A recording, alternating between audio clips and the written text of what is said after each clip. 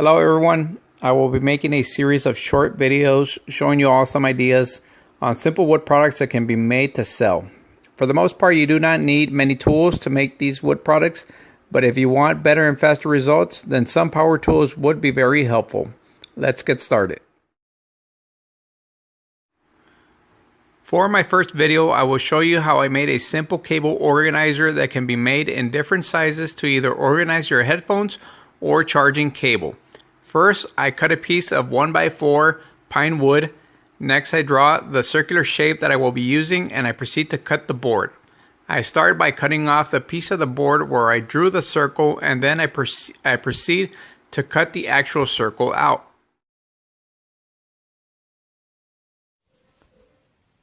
The tools I'm using for this project are a bandsaw, some sanding paper, and a walnut stain. Also, I always use gloves, a face mask for debris, and some glasses for protection. The bandsaw makes the job much easier for me, and it comes in handy for many other projects as well.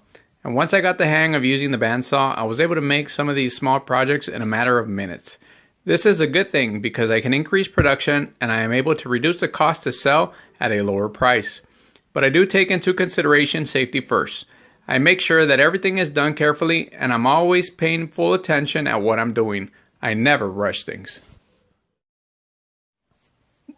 The size of the cable organizer is about 3 inches, but as mentioned, depending on what it'll be used for, I can either make them larger for longer cables or smaller for something like headphones. After cutting the circle out, I split the circle in half. I apologize, I did not record that part though. You can see in the image that the circle does not look completely round and has some imperfections, but that's okay. Some 60 grit sandpaper will take care of that. So now I proceed to actually give it a sand down with some 60 grit sandpaper followed by 220 to give it a finer touch, a finer finish.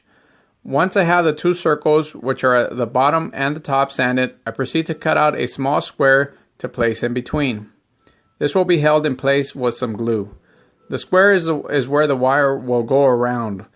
I usually use either a cylinder piece or a square. It just comes down to which one you prefer, or better yet, to which one customers prefer.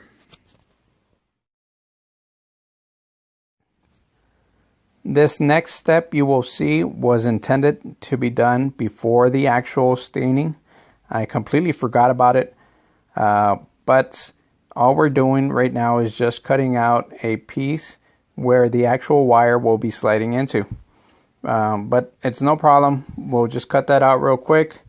And once we're done cutting it out, we'll go ahead and just stain the inside. It's just a very small piece, just where the actual wire will be sliding into.